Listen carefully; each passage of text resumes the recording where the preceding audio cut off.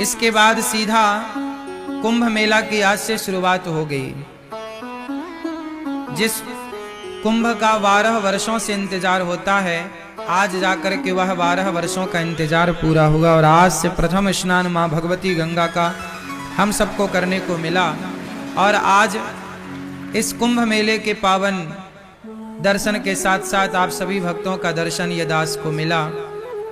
पूज्य गुरुदेव भगवान, इस धाम में ना जाने कितने संत, ऐसा कोई साधु संत अब शायद नहीं रहा जो इस समय जिनका मन कोई शरीर से है तो कोई मन से है। सब प्रयागराज में, सभी साधु संत प्रयागराज में, कोई तन से वास कर रहा है तो कोई मन से वास कर रहा है। श्रीमद् जगत गुरु श्री रामानुजाचार्य स्वामी श्री घनश्यामाचार्य जी महाराज जी की उपस्थिति में ये दास को कथा कहने का अवसर मिला। पूज्य भगवान गुरुदेव भगवान के चरणों में दास अनिरुद्ध का कोटि कोटि नमन, कोटि कोटि वंदन। आप श्री के चरणों की रज उठाकर ये दास अपने माथे पर लगाता हुआ अपने आप को आपकी चरण रज से कृतार्थ कर रहा है।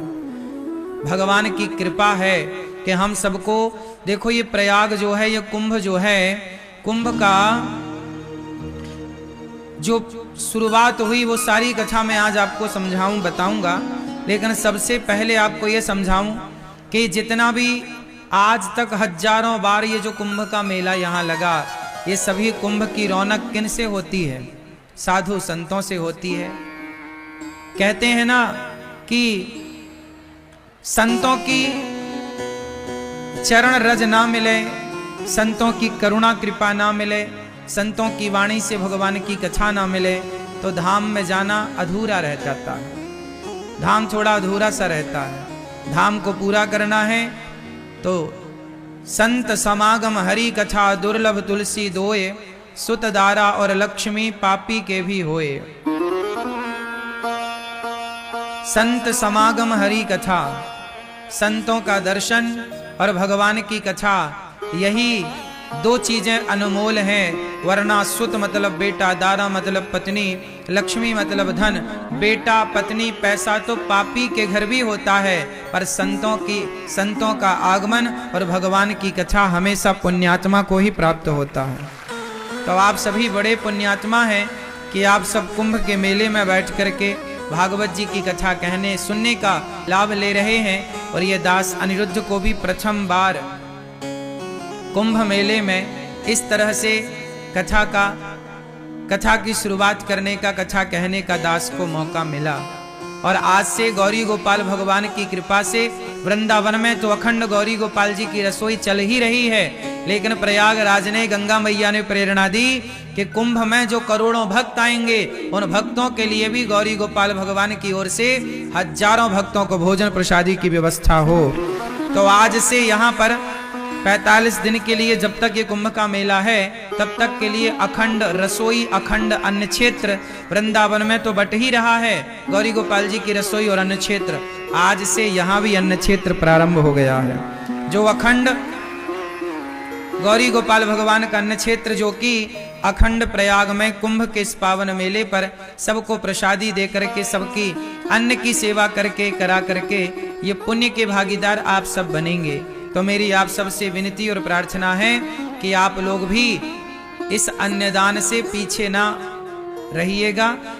प्रयागराज में कुंभ के मेले में जो ये अखंड रसोई चल रही है गौरी गोपाल भगवान की, हजारों साधु संत से लेकर हजारों दर्शनार्थी भक्त जन जो गंगा में डुबकी लगा रहे हैं, वो प्रसाद पाएं तो हमारा और आपका तो अन्न जब कोई भक्त खाकर के डुबकी लगाए तो उसका पुण्य हमें भी प्राप्त होता है। इसलिए ये पुण्य की गंगा है। आपकी भी अन्न क्षेत्र यहाँ गौरी गोपाल भगवान की ओर से जो बट रहा है, आपकी भी सहभागिता हो, आपका भी योगदान इसमें हो तो अच्छा है कि आपका भी अन्न भक्त जन खाएं और जीवन को कृतार्थ करें। ये सेवा है। अन्य सेवा से बड़ी कौन सी सेवा होगी? और ये तो भगवान ने बड़ी करुणा कृपा की कि हम सबसे ये सब कुछ सेवा ठाकुर जी ले रहे हैं। वरना कई लोग ऐसे हैं कि सेवा देने को तैयार हैं लेकिन लेने वाला कोई नहीं है। ये तो बड़ी कृपा है कि भगवान ने आपको देने लायक भी बनाया है कि आप भी दें तो कुंभ मेले में आपका भी ये गौरी गोपाल भगवान का जो अन्न क्षेत्र बट रहा है, इस अन्न यज्ञ में आपकी भी सहयोग की आहुति लगे और आप भी अपनी बेटी के नाम से, बेटे के नाम से, माता पिता के नाम से यहाँ भी अन्नदान, अन्न क्षेत्र बंटवाकर पुण्य के भागीदार बने। आप जहां हैं वहीं से कुंभ में नहीं आ पाए तो मानसिक प्रणाम करें और आपका भी अन्न यहां तक पहुंचे, ऐसा प्रयास करें। आए हैं तो आकर सेवा करें, अपने हाथ से सेवा करें। ये आज से यहाँ की सेवा स्टार्ट हुई। प्रिय भक्तों, ये कथा सेक्टर 17 में जो हम प्रयागराज में बैठे हैं, अभी सेक्टर 17 में वासुकी नाग रोड, तुलसी चौराहा, श्री रामानुज नगर, श्री लक्ष्मी नारायण मंदिर, अलोपी बाग, प्रयागराज कुंभ मेला, यहाँ पर यह दास अनिरुद्ध बैठकर आपको कथा सुना रहा है। कभी किसी का आने का मन हो तो आप रास्ता ना भटकें, इसके लिए सेक्टर 17 में वासुकी नाग रोड, तुलसी चौराहा, रामानुज नगर, लक्ष्मी नारायण मंदिर कैंप में ये कथा का आयोजन हो रहा है। प्रिय भक्तों, भागवत जी की जो कथा है वह प्रत्येक प्राणी के कल्याण की कथा है। भागवत जी किसकी कथा है? प्रत्येक प्राणी के कल्याण की। और आज हम कितने भाग्यशाली हैं कि कुंभ के मेले में बैठकर, जहां अब ये कुंभ क्यों लगता है, 12 वर्ष में एक बार क्यों आता है, इसका भी विज्ञान में आपको बताऊं। देखिए, विज्ञान साइंटिस्टों को, वैज्ञानिकों को आज पता चला कि बृहस्पति का चक्कर 12 वर्षों का होता है। हमारे ऋषि मुनियों को हजारों साल पहले पता लग गया कि जब बृहस्पति का एक चक्कर पूरा होता है, बृहस्पति की एक परिक्रमा जब पूरी होती है तो 12 वर्ष में पूरी होती है, और जब एक परिक्रमा बृहस्पति जी की पूरी होती है तब हमारे यहाँ एक कुंभ का आयोजन होता है 12 वर्ष में एक बार। दुनिया आज जानती है, ग्रह नक्षत्रों के बारे में आज बातें करती है। हमारे यहाँ पहले से कितना साइंटिफिक रहा है हमारा सनातन धर्म। हजारों साल से ये परंपरा चली आ रही है। जानते हैं ये कुंभ का मेला कब से चला आ रहा है? जब समुद्र मंथन हुआ, और समुद्र मंथन से जब सबसे पहले अमृत, सबसे अंत में अमृत निकला, तो उस अमृत की वो कुछ बूंदें आकर के 4 स्थानों पर गिरी। उन 4 स्थानों में एक स्थान है प्रयागराज। जब प्रयागराज जी में अमृत की बूंदें गिरी तो यहां पर अमृत की बूंदें इसी माह में, इसी समय पर वह बूंदें जब आकर गिरी, तब से लेकर आज तक उसी तिथि पर, उसी समय पर कुंभ का मेला लगाया जाता है। और कुंभ के मेले में हम सब दरस परस करते हैं गंगा मैया का, संगम का, क्योंकि कहा जाता है कि वो अमृत की जो बूंदें हैं, वह अमृत की बूंदें कहाँ हैं? आज भी वह अमृत की बूंदें हम सब के भीतर अमरता भर रही हैं। कौन सी अमरता? आज तक कौन व्यक्ति अमर हुआ? देखो, इस पूरे कथाक्रम को मैं आपको बहुत सहजता और सरलता से समझाऊं तो बहुत प्रेम से समझना पड़ेगा समुद्र मंथन को। अच्छा, एक बात बताओ, जब समुद्र मंथन हुआ तो सबसे पहले क्या निकला? अमृत निकला कि विष निकला? क्या निकला? पहले निकला विष, आखिरी में निकला अमृत। जब आखिरी में अमृत निकला तो क्या हुआ जानते हैं? आखिरी में अमृत जब निकला तो आखिरी में अमृत निकला ना, पहले क्या निकला? विष। इसका अर्थ है कि जो प्रयागराज में कुंभ लगता है, ये समाज को यह मैसेज देता है कि कुंभ का मेला अमृत की बूंदों के कारण मनाया जाता है, लेकिन इस अमृत की बूंदों तक पहुंचने के लिए पहले आपको उस विष से भी तो गुजरना पड़ेगा। कौन सा विष? जीवन में जब कठिनाई आए, जीवन में जब समस्याएं आए तो घबराना मत, क्योंकि उन कठिनाइयों के बाद, उन समस्याओं के बाद कामयाबी का अमृत भी आने वाला है। तो अमृत आखिरी में, विष पहले। आप किसी भी काम की शुरुआत करिए, पहले क्या निकलता है? पहले आपको बुराइयां मिलती हैं। आप बिजनेस करेंगे तो पहले असफलताएं मिलेंगी। आप पहले कुछ बड़ा सोचेंगे तो समाज कहेगा कि तुमसे ना हो पाएगा, समाज आपको कहेगा कि तुम्हारे बस का नहीं है। मतलब हर किसी अच्छे कार्य में सबसे पहले विष ही निकलता है। क्या निकलता है? पहले विष निकलता है, आखिरी में क्या निकलता है? इसलिए समाज में जितने हमारे नौजवान बच्चे हैं, कुंभ के मेले में बच्चों को भी, जो बच्चे मतलब छोटे छोटे बच्चों की मैं बात नहीं कर रहा, जो युवा है, 20 साल के बच्चे हैं, 25 साल के छोरा छोरी हैं, इन युवाओं को भी इस कुंभ के महात्म को समझाना चाहिए कि बेटा, आजकल सबसे ज्यादा हताश कौन है जानते हैं? युवा, जवान। जो आज के जवान बच्चे हैं ना, यदि ये जरा सा फेल हो जाएं, जरा नंबर कम आ जाएं, जरा से इनकी कोई तरक्की में, कोई आगे कामयाबी में जरा सी बाधा आ जाए, तो आजकल के बच्चे रोने लग जाते हैं। एग्जाम देने के बाद जब नंबर सही नहीं आते तो आपने देखा होगा कुछ बच्चे आत्महत्या कर लेते हैं। कर लेते कि नहीं? 10वीं का परिणाम अच्छा नहीं आया, 12वीं का रिजल्ट अच्छा नहीं आया, कुछ बच्चे आत्महत्या कर लेते हैं। हाँ या ना?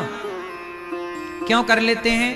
क्योंकि आप लोगों ने उन्हें ये नहीं बताया कि बेटा, आज यदि असफलता मिली है तो असफलता से घबराना नहीं चाहिए। आज असफलता मिली है तो प्रयास करते रहिए, कल कामयाबी भी तो मिलेगी, सफलताएं भी तो मिलेंगी। उस सफलता का सूचक है ये कुंभ, ये प्रयागराज। भाई, समुद्र मंथन हुआ था सतयुग में, आज चल रहा है कलयुग। इसके बीच में हजारों साल, लाखों वर्ष बीत गए लगभग, हैं? हजारों वर्ष बीत गए, कितनी सदियां बीत गईं, कितना कुछ बीत गया। आज तक ये कुंभ का सिलसिला चल रहा है। तो समाज को यही तो बताया जा रहा है कि बेटा, यदि असफलता आई तो असफलता को ग्रहण किसने किया? जब समुद्र मंथन से जहर निकला तो किसने पिया? बोलो मेरी मां, किसने पिया? भगवान शंकर ने। भगवान शिव ने क्या पिया? विष पिया। शंकर जी ने पिया विष और देवताओं ने पिया अमृत। तो बताओ, देवता अमृत पीकर देवता बड़े भये कि विष पीकर शंकर जी बड़े भये? देवताओं ने पिया अमृत तो देवता देव कहलाए, शंकर जी ने पिया जहर तो देवाधिदेव महादेव कहलाए। अमृत पीने वाला बड़ा नहीं हुआ, विष पीने वाला बड़ा हो गया। इसलिए जीवन में असफलताओं का विष आए तो कभी घबराने की जरूरत नहीं है। असफलता भी सफलता की एक सीढ़ी है। असफलता भी सफलता की एक सीढ़ी है। इसलिए ये हमारा जो प्रयाग है, हमारा ये जो कुंभ का मेला है, कुंभ का मतलब होता है घड़ा, घड़े से छलकी हुई बूंदे अमृत की। अच्छा, घड़ा, अच्छा ये बताओ, आपका शरीर भी तो एक घड़ा है? बोलो हाँ कि ना? अच्छा, आपके शरीर में, यदि आपका शरीर एक घड़ा है, उदाहरण मान लो शरीर हमारा घड़ा है। अच्छा, आपका जो मस्तक है, सिर है, ये भी तो घड़े के आकार का है, नहीं है?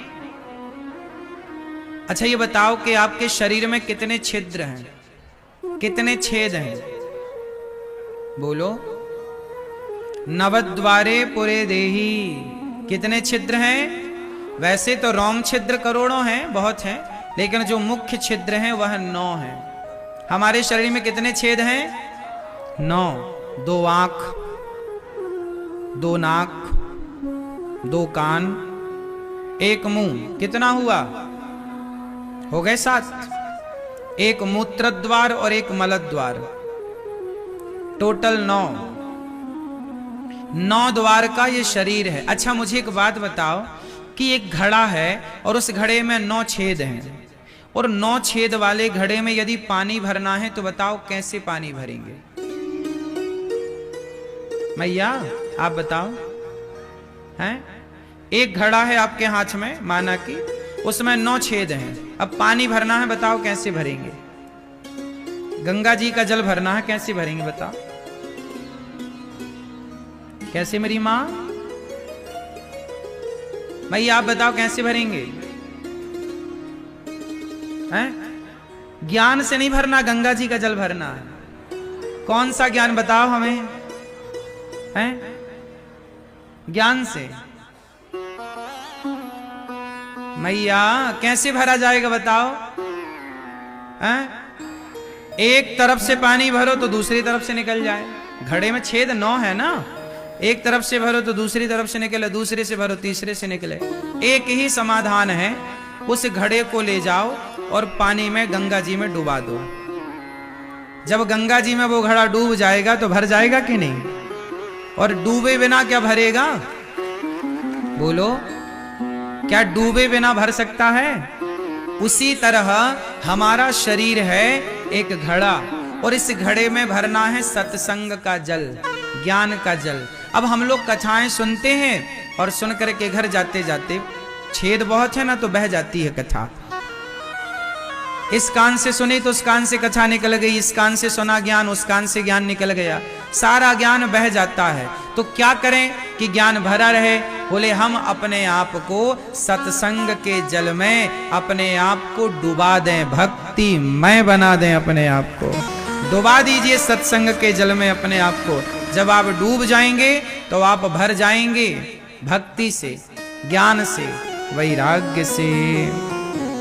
इस कथा में परीक्षित बन करके कथा का रसपान करने के लिए हमारे श्री प्रसिद्ध नारायण दुबे जी, श्री दूधनाथ दुबे जी, इनके पूज्य पिताजी, और श्री प्रसिद्ध नारायण दुबे जी की धर्म पत्नी श्रीमती गीता दुबे जी, ग्राम ककरा दुबावल, दुर्वासा ऋषि आश्रम प्रयागराज, दुर्वासा ऋषि की पावन स्थली, जहां दुर्वासा ऋषि बैठकर तप करते थे, उस भूमि से दुबावल ककरा प्रयागराज की पावन धरा से आप परीक्षित बन करके कथा का रसपान कर रहे हैं। एक बार पूरे दुबे परिवार के लिए सुंदर करतल ध्वनि। जिन्होंने कथा का रसपान करने का भागवत जी ने अवसर दिया, गंगा मैया ने करुणा कृपा की और धाम में यह सुंदर सा कार्य करने का परम सौभाग्य प्राप्त हुआ। प्रिय भक्तों, भगवान की कथा जब मिलती है ना तो बड़े भाग्योदेन बहुजन्म समर्जितेन सत्संग मम च लभते पुरुषो यदा वही। जब बड़े भाग्य जागते हैं ना, तब भागवत कथा का रसपान करने का परम लाभ, परम अवसर प्राप्त होता है। सच्चिदानंद रूपाय विश्वोत्पत्त्यादि हेतवे तापत्रय विनाशाय श्री कृष्णाय वयं नुमः। सच्चिदानंद रूपाय विश्वोत्पत्त्यादि हेतवे तापत्रय विनाशाय श्री कृष्णाय वयं नुमः। भगवान सत्य स्वरूप है, सतचित आनंद। भगवान की कथा, भागवत जी की कथा कहाँ से स्टार्ट होती है? भागवत जी की कथा महिमा, भागवत जी की महिमा से स्टार्ट होती है। कहाँ से स्टार्ट होती है? सत्य से। सच्चिदानंद, भगवान कैसे हैं? सच्चिदा, सतचित आनंद। सत्य क्या है? उमा कहाँ हूं मैं अनुभव अपना, सत हरि भजन जगत सब सपना। अच्छा ये बताओ मेरी माँ, ये साधु लोग दिन भर भगवान का नाम जपते हैं और आप लोग भगवान का नाम कभी कभी जपते हो, तो बताओ ठीक ठीक कौन चल रहा है, साधु लोग के हम सब लोग? जो दिन भर भगवान का नाम जप रहे हैं वो साधु, और गृहस्थ लोग कभी कभी भगवान का नाम जप रहे हैं। अच्छा ये बताओ, साधु और गृहस्थ इन दोनों में श्रेष्ठ कौन है? साधु में और गृहस्थ में श्रेष्ठ कौन है? बोलो, कौन कौन कौन? गृहस्थ? साधु? साधु बड़े कौन? साधु श्रेष्ठ क्यों है? पहले तो ये बताओ कि साधु कहते किसे हैं? देखो हमारे यहां होता है साधु, बोलो साधु, संत, ऋषि, मुनि और संता। अब साधु कौन है, संत कौन है, ऋषि कौन है, मुनि कौन है और संता कौन है, ये बात समझने की है। अब हम आपको बताएं कि साधु कौन है? जो साधना में लगा हुआ है, जो साधना में, जो अपने मन को साध रहा है, जो अपने मन को अभी, तो आप लोग अपने मन को साध रहे हैं कि नहीं? यदि आप भी अपने मन को साध रहे हैं और मन को साध कर ईश्वर में लगा रहे हैं तो आप भी तो साधु हैं। तो साधु, अब हम में और इनमें, संत में यही अंतर है कि हम लोग अभी मन को साध रहे हैं और इन्होंने साध लिया, एक स्टेप आगे। तो साधु किसे कहते हैं? जो मन को साध रहे हैं वो साधु। फिर संत किसे कहते हैं? जिन्होंने अपनी इच्छाओं का अंत कर दिया। संत, अंत, अंत किसका अंत कर दिया? बोलो, इच्छाओं का। अब देखो, आप लोग शादी ब्याह करते हो, बच्चे पैदा करते हो, घर बनाते हो, बढ़िया गृहस्थी में मस्त रहते हो, पर साधु लोगों ने अपनी इच्छाओं का अंत कर दिया, विवाह ही नहीं किया और लगे हैं दिन भर भगवान के भजन में। तो साधु, साधना के बाद उन्होंने मन को इतना वश में कर लिया कि अपनी इच्छाओं का कर दिया अंत, और जब इच्छाओं का हो गया अंत तो समाज ने कहा संत। संत हृदय नवनीत समाना। संत लोग, हम लोग ना निंदा चुगली में उलझ जाते हैं। किस में उलझ जाते हैं? हम लोग कई बार निंदा चुगली में उलझ जाते हैं, पर संत निंदा चुगली में नहीं उलझते। इसलिए हम लोग जितना समय निंदा चुगली में बर्बाद करते हैं, इस उसकी बुराई में बर्बाद करते हैं, ये साधु लोग उतना ही समय भगवान के चिंतन में समय लगाते हैं और अपने जीवन को कृतार्थ करते हैं। तो हमसे कितने आगे हैं ना संत, जो अपने एक एक क्षण का सदुपयोग करते हैं। संत क्या है? जिसने अपनी इच्छाओं का कर दिया अंत, साधु संत। फिर ऋषि, ऋषि किसे कहते हैं? ऋषि किसे कहते हैं? जो रिसर्च करें। क्या करें? रिसर्च मीन्स वैज्ञानिक। रिसर्च कौन करता है? साइंटिस्ट। रिसर्च करने से नाम पड़ा ऋषि। क्या रिसर्च की? हमारे ऋषियों ने रिसर्च की और रिसर्च करके समाज को आयुर्वेद दे दिया। आयुर्वेद पूरा रिसर्च करके तो मिला कि ऐसा करो, फिर ऐसा करो, इसको इसमें मिलाओ और इससे शहद से चाटो, आपका ये रोग ठीक होगा। तो रिसर्च किया ना पहले वर्षों तक? बोलो हाँ। तो रिसर्च किया। हमारे यहां भरद्वाज ऋषि हैं। कितने साधु संत ऋषियों के बारे में मिलता है कि उन्होंने विमान का उल्लेख किया अपने ग्रंथों में। विमान बनाने की टेक्निक, पद्धति, प्रक्रिया शास्त्रों में लिख दी। तो रिसर्च करके ना लिखी। भगवान राम को जितने अस्त्र शस्त्र दिए किसने दिए? बोलो, विश्वामित्र जी ने। लवकुश को जितना भी ज्ञान मिला, अस्त्र इतना ज्ञान मिल गया। लवकुश तो अभी छोटे बच्चे हैं ना, लेकिन उन्होंने हनुमान जी को बांध दिया, भरत जी को युद्ध में पराजित कर दिया, लक्ष्मण जी इतने बड़े योद्धा, उन्हें युद्ध में पराजित कर दिया। भाई किसने सिखा दिया? बोलो, महर्षि। क्या नाम आया? महर्षि। महर्षि मतलब ये बड़े रिसर्चर हैं। इतना रिसर्च किया इन्होंने कि अपनी विद्या जिसे दे दें वो धरती का सबसे बलवान बन जाए। तो ये कौन है? रिसर्च करने वाले महर्षि, महर्षि। जैसे ये कुंभ कौन सा है? महाकुंभ। कौन सा कुंभ है ये? महाकुंभ। ऐसे ऋषि और फिर महर्षि, महर्षि। बात समझ में आई? महर्षि। तो हमारे साधु संत ऋषि, और फिर क्या है? मुनि। कौन है? मुनि मतलब जो बहिर्मुखी से अब अंतर्मुखी हो गए, मनन में लग गए, आत्मचिंतन में लग गए, जिन्हें आत्मबोध हो गया वो मुनि। तो साधु संत ऋषि मुनि और संता। हरि अनंत हरि कथा अनंता, कहाँ ही सुनहि बहु विधि सब संता। यहां संता शब्द आया। संता कौन? जो हनुमान जी जैसे एक भरोसे, एक बल, एक आस विश्वास, एक राम घनश्याम हित चातक तुलसीदास, जो एक भरोसे राम के हो गए, वो है संता। एक भरोसे। नारद जी दिन भर श्रीमन नारायण श्रीमन नारायण, दूसरा बल नहीं। हनुमान जी को किसका बल है? बोलो। जो एक भगवान के आश्रित हो जाएं पूर्ण रूप से, वो संता। नारद जी जैसे, हनुमान जी जैसे संता की कोटि में आते हैं। तो ये संतों का कुंभ है साहब। जब हम धाम में आते हैं प्रयाग में, कुंभ के मेले में, हमें एक दो नहीं।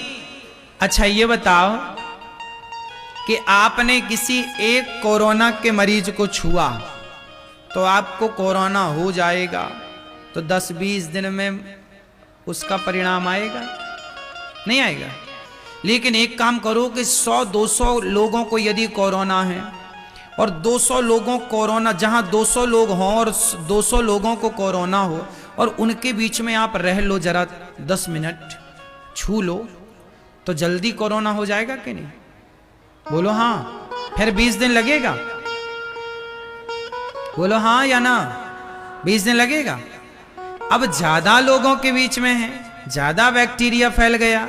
उसी तरह जैसे कोरोना वायरस एक से दूसरे में चला जाता है, ऐसे संतों के पास भी भक्ति के वायरस होते हैं। जो संतों के आसपास है, भक्ति के बैक्टीरिया उनको भी पकड़ लेते हैं, और सामने वाला पापी हो, नास्तिक हो, वह भी भक्त बन जाता है। इसलिए तो कहते हैं संत मिलन को जाइए,